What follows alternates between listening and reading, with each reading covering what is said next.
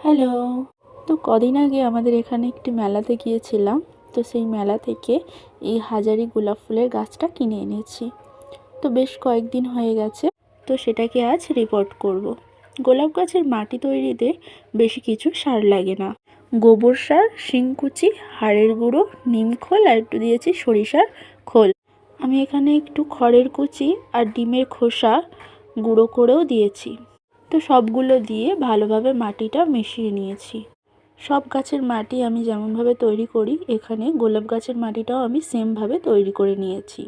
গাছটার জন্য এখানে একটি 8 ইঞ্চির মাটির টব নিয়েছি। গোলাপ গাছ মাটির টবে বসালে বেশি ভালো হয়। টবের ছিদ্রটার জন্য একটি 1 টাকার প্রদীপ দিয়েছি, তার উপর কিছুটা খড় দিয়ে দিয়েছি আর দিয়েছি একটু জৈব সার।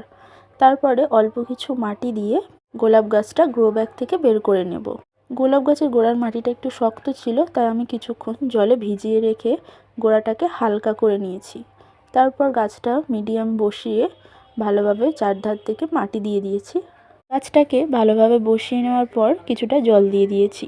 তারপর গাছের গোড়ায় যে শাখাগুলো বেরিয়েছে, মানে যে 7 পাতার ডোকগুলো বেরিয়েছে, সেগুলো সব কেটে দেব। এগুলো থাকলে গাছটা মারাও যেতে পারে। এভাবেই ছায়া জায়গায় রেখে দেব। তারপর ফুল সানলাইটে